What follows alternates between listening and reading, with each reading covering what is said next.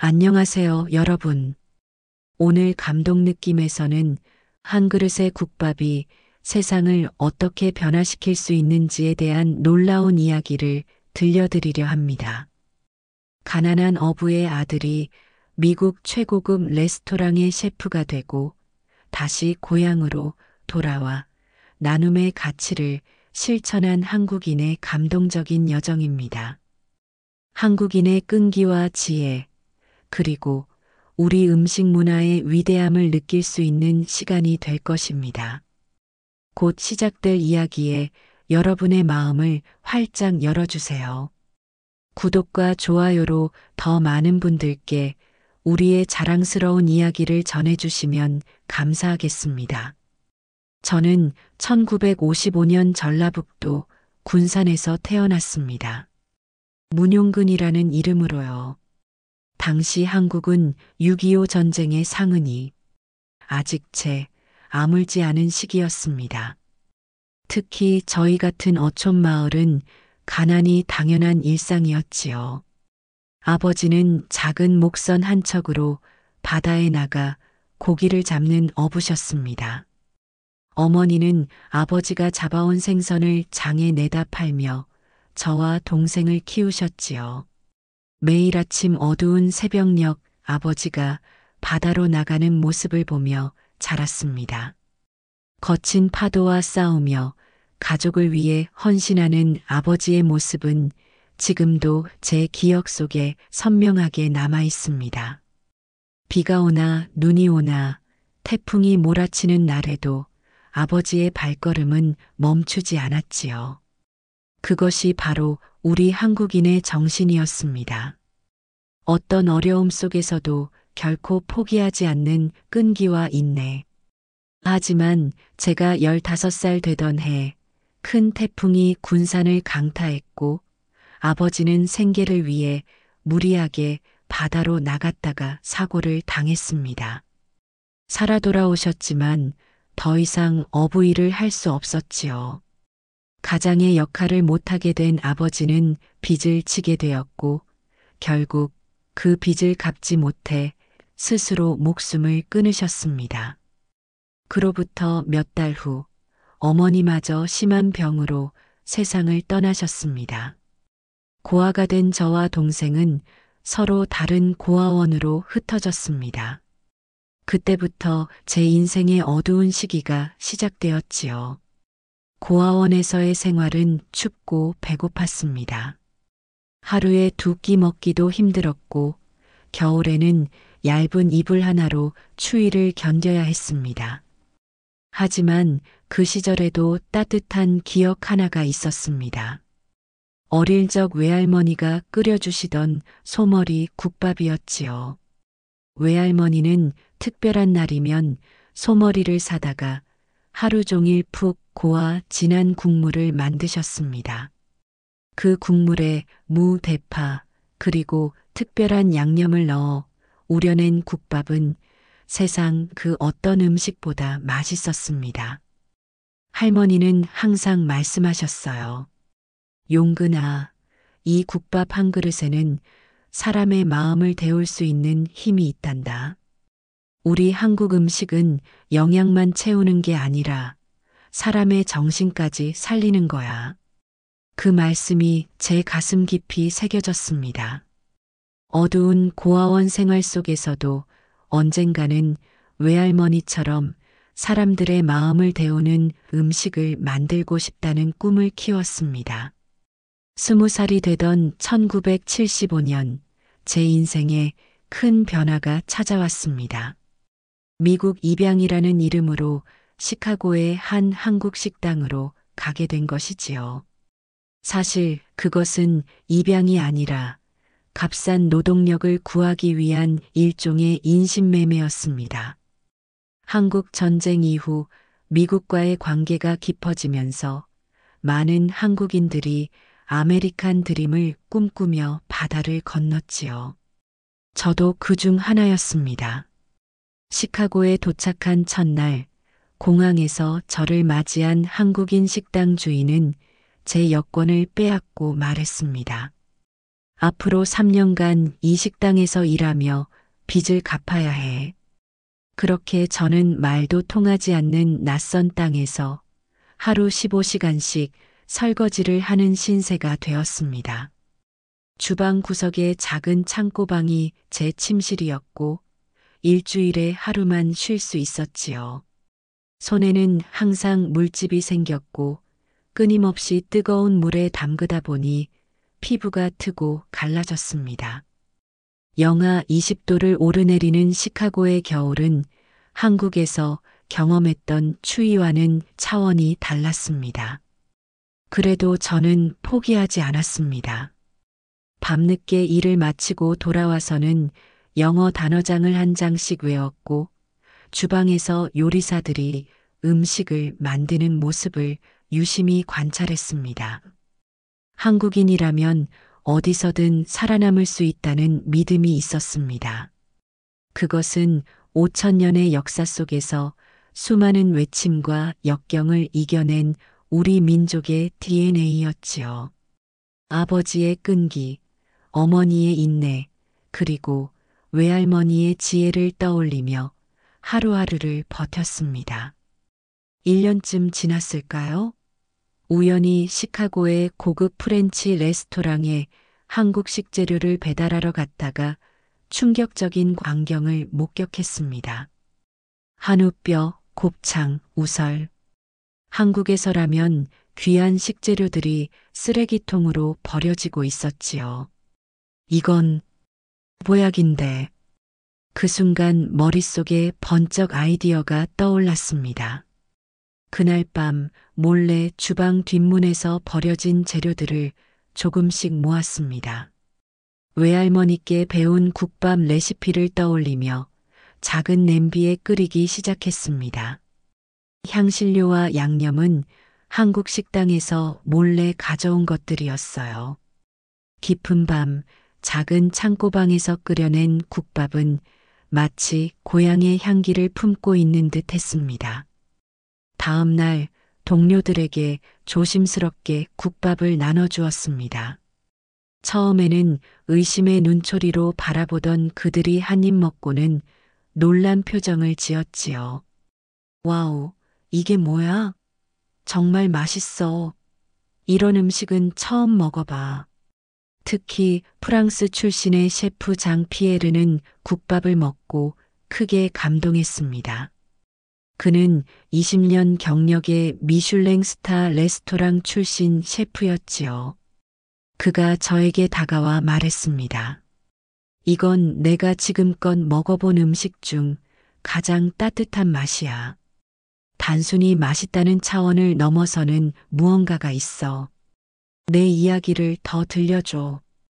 그날 밤 장 피에르와 함께 술을 마시며 제 이야기를 나눴습니다. 한국에서의 어린 시절, 부모님의 죽음, 고아원 생활, 그리고 외할머니의 국밥.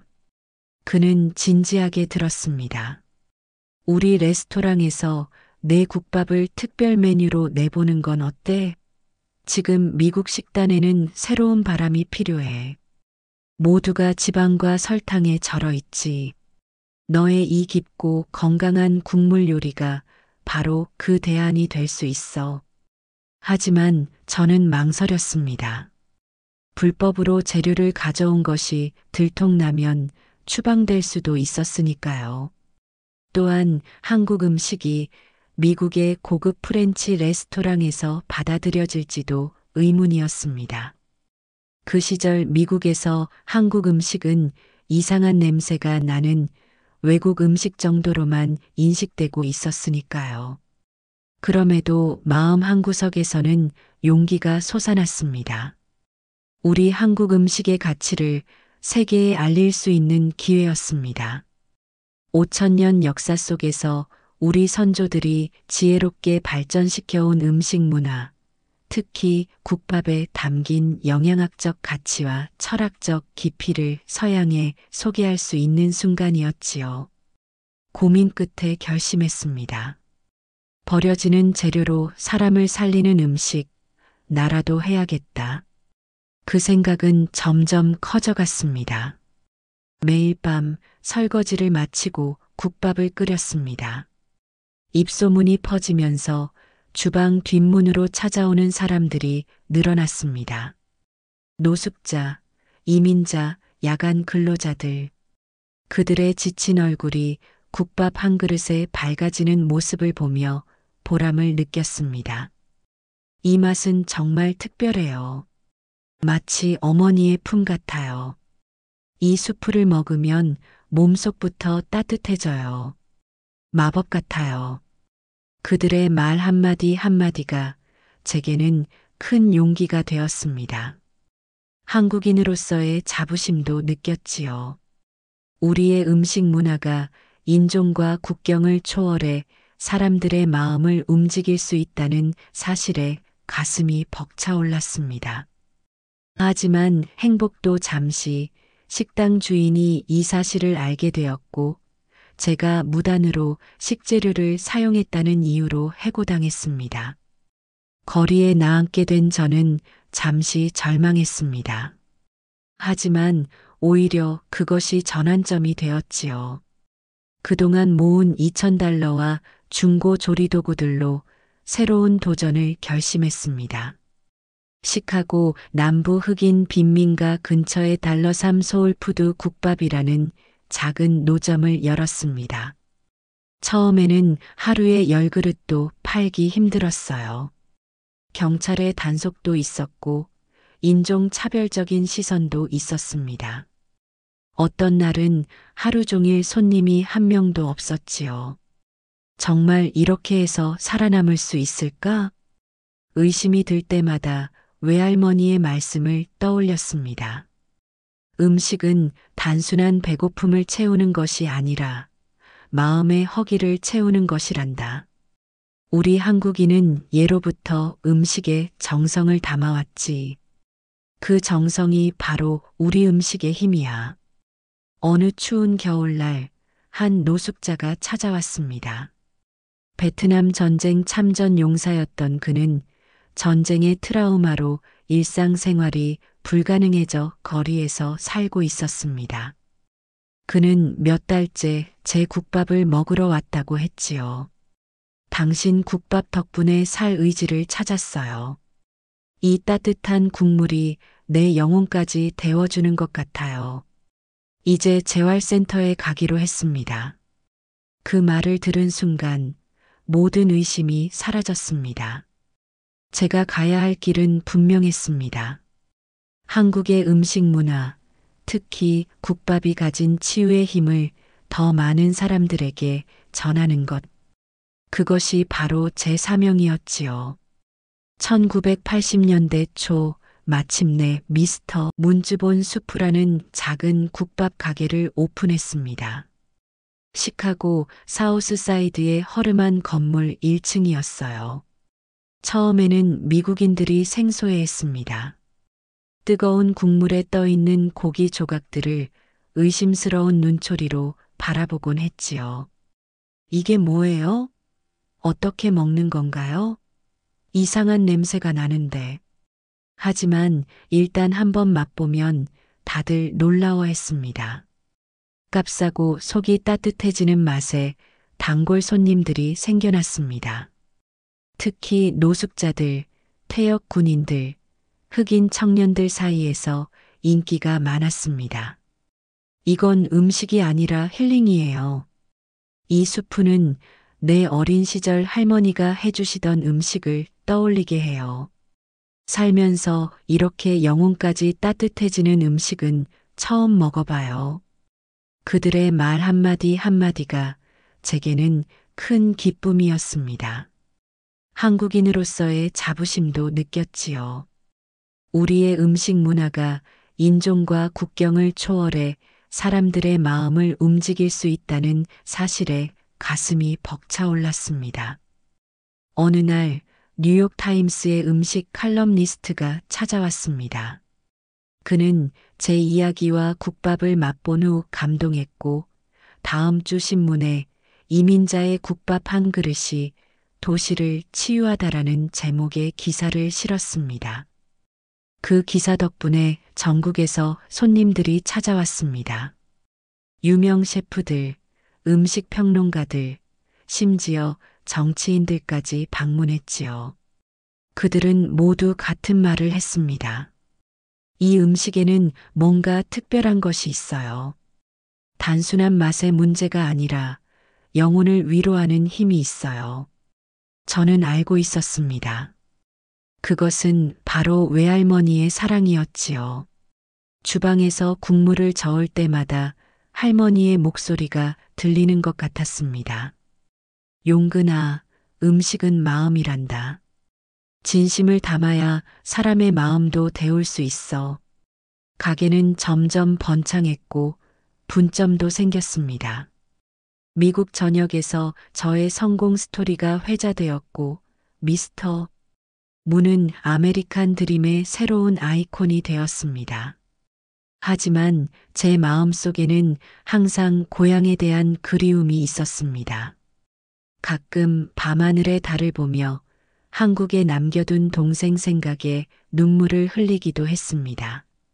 그러던 어느 날 한국에서 편지 한 통이 도착했습니다.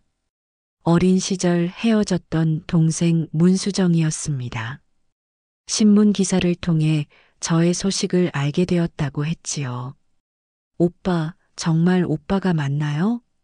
부모님이 돌아가시고 헤어진 지 벌써 20년이 넘었네요. 저는 간호사로 일하고 있어요. 오빠를 찾으려고 얼마나 노력했는지 몰라요. 저는 눈물을 흘리며 편지를 읽었습니다. 수정은 어떻게 고아원에서 자라 간호대학에 진학했는지, 그리고 지금은 서울의 노인병원에서 일하고 있다고 적어 놓았습니다. 오빠, 한국의 노인복지 현실은 정말 안타까워요. 특히 독거노인들은 따뜻한 한 끼 식사조차 제대로 못 드시는 분들이 많아요. 오빠의 국밥 이야기를 들으며 생각했어요. 한국에도 따뜻한 국밥이 필요해. 동생의 편지에는 1980년대 한국의 모습도 담겨 있었습니다. 군사독재 시절을 지나 민주화의 바람이 불기 시작한 시기, 경제적으로는 빠르게 성장하고 있지만 아직 사회 안전망은 취약했던 때의 이야기들이었지요. 그 중에서도 가장 마음에 와닿은 것은 노인 문제였습니다. 오빠, 지금 한국의 노인들은 우리 부모님 세대예요. 전쟁과 가난 속에서도 나라를 재건하고 자식들을 위해 모든 것을 희생하신 분들이지요. 하지만 이제 그분들은 소외되고 버려지고 있어요. 특히 혼자 사시는 노인분들은 끼니조차 제대로 챙기지 못하시는 경우가 많아요. 그 말이 제 가슴을 찔렀습니다. 미국에서의 성공에 취해 있던 저는 잠시 본질을 잊고 있었던 것 같았습니다. 외할머니의 국밥은 단순한 음식이 아니라 나눔의 철학이었습니다. 그리고 그 나눔이 가장 필요한 곳은 어쩌면 이국 땅이 아닌 바로 제 고향 한국이었을지도 모른다는 생각이 들었습니다. 수정과 전화 통화를 하며 눈물을 쏟았습니다. 그녀는 저의 이야기를 들으며 함께 울었지요. 오빠 언젠가 한국에 돌아올 거예요? 그 질문에 저는 처음으로 진지하게 생각했습니다. 그동안 성공을 위해 달려왔지만 진짜 꿈은 무엇인지 자문해 봤지요. 갑자기 깨달았습니다.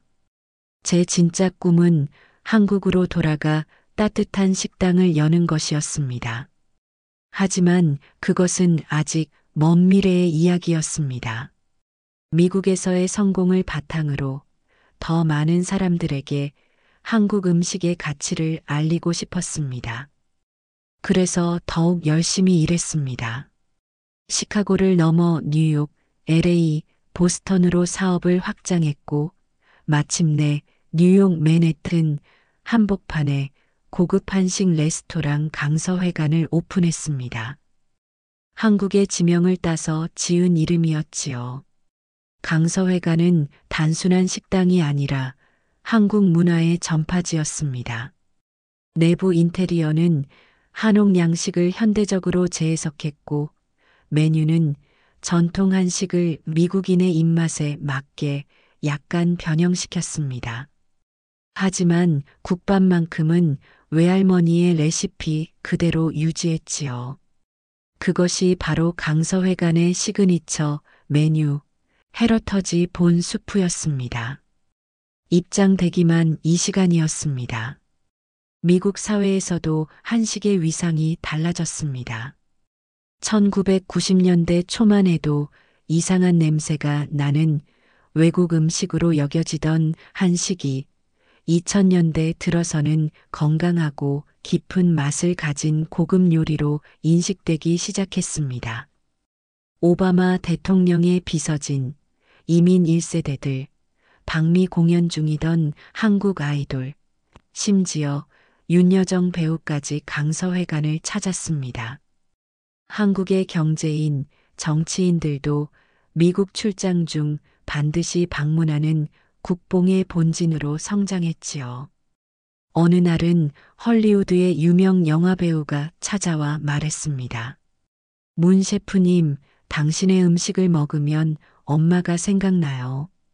내 어머니는 이탈리아 이민자였는데 그녀의 수프와 당신의 국밥에서 같은 사랑을 느껴요. 제가 만든 음식이 국적을 초월해 보편적인 엄마의 맛으로 인식된다는 사실에 가슴이 뭉클했습니다. 기름진 음식에 익숙한 미국인들에게 육수의 깊은 맛을 알려주는 것이 자랑스러웠지요. 이제 한식은 더 이상 이국적인 특이한 음식이 아니라 세계인이 즐기는 고급 요리로 자리매김하고 있었습니다.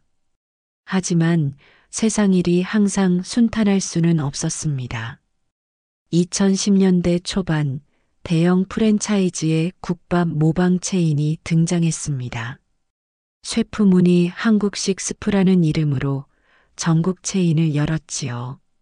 저렴한 가격에 빠르게 제공되는 그들의 국밥은 물론 맛이 비슷하지 않았습니다. 하지만 대기업의 마케팅 파워에 밀려 저의 레스토랑 매출은 급감했습니다. 더 큰 문제는 건강이었습니다. 30년 넘게 주방에서 뜨거운 열기와 싸우며 서 있던 탓에 허리와 무릎이 망가졌습니다. 의사는 수술을 권했지만 저는 망설였습니다. 그 무렵 동생 수정에게서 또 연락이 왔습니다. 오빠, 이제 한국으로 돌아올 생각 없어요? 충분히 성공했잖아요. 여기 노인분들이 오빠의 국밥을 기다리고 있어요. 그때까지도 저는 미국에서의 성공에 미련이 있었습니다. 하지만 건강 상태는 점점 악화되었고 경쟁도 치열해졌습니다. 결국 고민 끝에 결단을 내렸습니다. 레스토랑을 하나씩 매각하고 한국으로 돌아갈 준비를 시작했습니다. 2015년 60세가 넘은 나이에 한국으로 귀국했습니다. 미국에서의 명성에도 불구하고 한국 사회는 저를 낯설게 대했습니다. 40년 만에 돌아온 고국은 제가 기억하던 그곳이 아니었습니다. 서울의 비싼 임대료, 복잡한 규제, 빠르게 변하는 음식 트렌드, 모든 것이 제게는 장벽이었습니다. 무엇보다 놀라운 것은 한국 사회의 빠른 변화였습니다. 제가 떠났을 때만 해도 전쟁의 상흔이 남아있던 가난한 나라가 이제는 세계 10위권의 경제대국으로 성장해 있었습니다. 스마트폰을 든 젊은이들은 이국적인 음식들을 찾아다녔고 전통 한식은 오히려 구식으로 여겨지는 듯 했습니다. 첫 번째 시도한 강남의 고급 한식당은 6개월 만에 문을 닫았습니다. 미국에서 모은 재산의 상당 부분이 날아갔지요. 일부에서는 미국에서 성공했다던 셰프의 실패라며 조롱하기도 했습니다. 한국 사회는 냉정했습니다. 미국에서의 명성은 여기서 통하지 않았습니다. 오히려 너무 미국화된 한식이라는 비판을 받기도 했지요. 한국인들은 더 정통적인 맛을 원했고 제 음식은 어중간한 위치에 놓이게 되었습니다. 건강도 점점 나빠졌습니다. 무릎 수술을 받고 재활 중이던 어느 날 병원 창문으로 서울의 풍경을 바라보며 깊은 상실감에 빠졌습니다. 내가 왜 돌아온 걸까? 여기서는 아무도 내 음식을 원하지 않는 것 같아. 그때 병실을 청소하던 노인분이 제게 말을 걸었습니다. 아저씨, 혹시 문용근 아니세요? TV에서 봤어요. 저도 옛날에 군산에서 살았는데 그분은 70대 후반의 노인으로 저와 비슷한 시기에 군산에서 자란 분이었습니다. 우리는 어려웠던 시절 이야기를 나누었습니다. 6.25 전쟁의 기억, 보릿고개, 그리고 그때 먹었던 음식들에 대한 이야기였지요. 지금 젊은이들은 참 복받은 세대예요. 배고픔이 뭔지도 모르고 자랐으니까. 우리 세대는 한 그릇의 국밥이 얼마나 중요한지 알아요. 배고픈 시절, 국밥 한 그릇이 하루를 버티게 해줬으니까요. 그 말에 제 가슴이 다시 뛰기 시작했습니다. 미국에서처럼 화려한 성공이 아니라 진정으로 필요한 곳에 제 음식을 나눠야 한다는 사명감이 생겼습니다. 그분은 계속 말씀하셨습니다. 요즘 독거노인들은 끼니를 거르는 경우가 많아요. 찾아오는 사람도 없고 혼자 밥 해먹기도 힘들고 그러다 영양실조로 쓰러지는 분들도 많지요. 그 말을 듣는 순간 제가 돌아온 진짜 이유를 깨달았습니다. 한국의 노인들, 특히 혼자 사시는 어르신들에게 따뜻한 국밥을 대접하는 것. 그것이 바로 외할머니의 국밥 철학을 계승하는 길이었습니다. 회복 후 남은 돈으로 서울 종로의 낡은 한옥을 개조해 무료 국밥집 외할머니 밥상을 열었습니다. 특별한 홍보 없이 조용히 문을 열었지요. 처음에는 손님이 거의 없었습니다. 하지만 입소문이 퍼지면서 점점 노인들이 찾아오기 시작했습니다. 처음 찾아오신 할머니는 92세의 독거노인이었습니다. 그녀는 조선시대 궁중 요리사의 후손이라고 했지요. 국밥을 한 숟가락 드시더니 눈물을 흘리셨습니다. 이 맛이야. 내 어머니가 끓여주시던 그 맛이야. 그 말에 저도 함께 울었습니다. 한국인의 맛, 우리의 정서가 담긴 음식의 힘을 다시 한번 느꼈습니다. 특히 독거노인, 생활고에 시달리는 청년들, 그리고 노숙자들이 주 고객이었지요.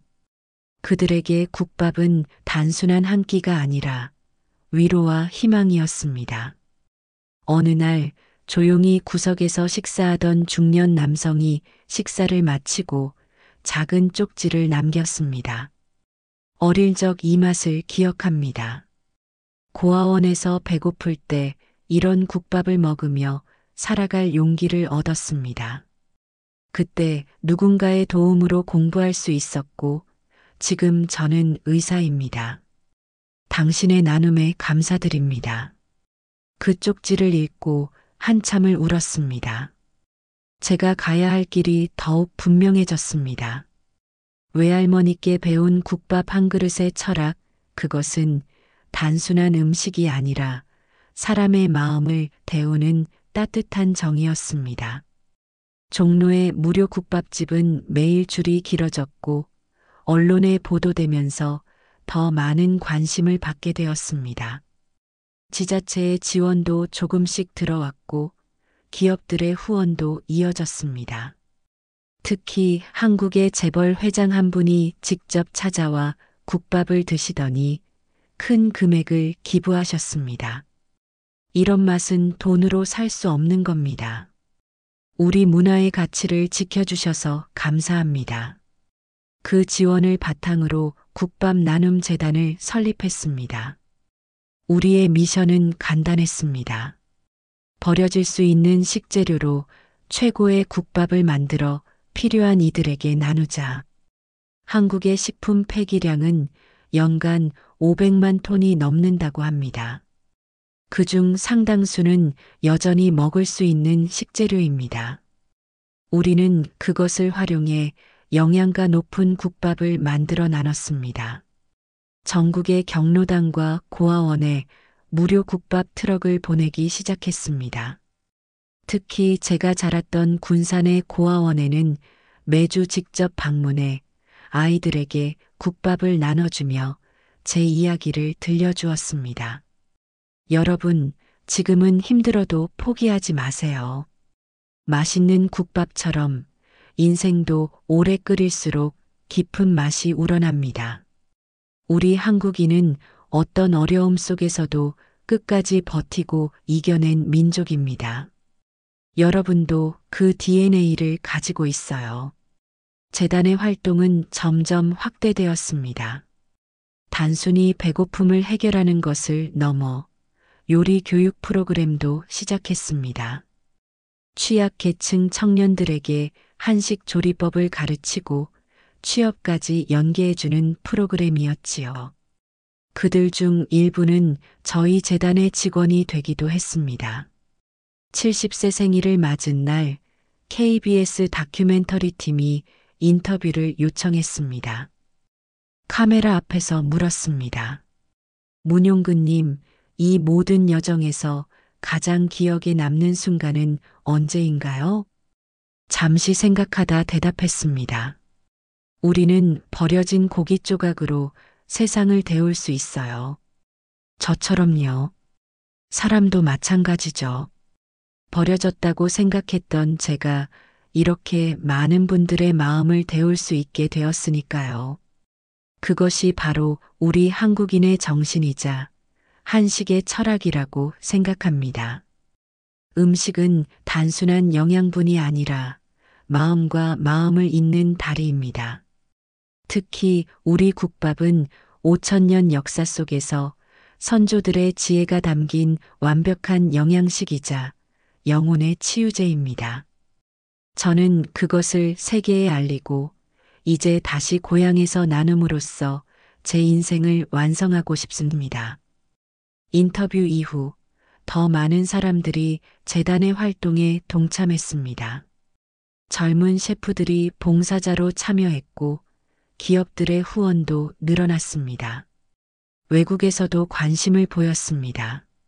일본, 중국, 심지어 미국에서도 국밥 나눔 재단의 모델을 배우기 위해 방문객이 끊이지 않았습니다. 이제 저는 75세가 되었습니다. 건강이 완전히 회복되지는 않았지만 매일 아침 재단의 주방에서 첫 국밥을 끓이는 일만큼은 직접 합니다. 그것이 제 하루의 시작이자 기도와도 같은 시간입니다. 국물이 끓어오를 때마다 외할머니의 목소리가 들리는 것 같습니다. 잘했다, 용근아. 너는 정말 사람의 마음을 데우는 국밥을 만들었구나. 여러분, 지금까지 감동 느낌에서 문용근 셰프의 이야기를 들려드렸습니다. 한 그릇의 국밥이 한 사람의 인생을, 그리고 수많은 사람들의 마음을 데운 기적 같은 이야기였습니다. 우리 한국인의 음식 문화와 나눔의 정신이 세계를 감동시킨 사례이지요. 5,000년의 역사 속에서 우리 선조들은 어떤 어려움 속에서도 포기하지 않고 지혜롭게 살아왔습니다. 전쟁과 가난 속에서도 나눔의 정신을 잃지 않았고 음식 하나에도 철학과 사랑을 담았습니다. 그 정신이 바로 오늘날 K푸드의 세계적인 인기의 밑바탕이 되었습니다. 우리 주변에도 문용근 셰프처럼 자신의 재능으로 세상을 따뜻하게 만드는 분들이 있습니다. 여러분도 그런 분들 중 한 명이 될 수 있습니다. 작은 나눔이 누군가에게는 인생을 바꾸는 기적이 될 수 있으니까요. 오늘 이야기가 마음에 드셨다면 구독과 좋아요, 그리고 알람 설정까지 부탁드립니다. 여러분께서도 겪은 감동적인 사연이나 궁금하신 사항이 있다면 댓글이나 연락 바랍니다. 보내주신 사연은 감동 느낌에서 정성껏 답변 드리겠습니다.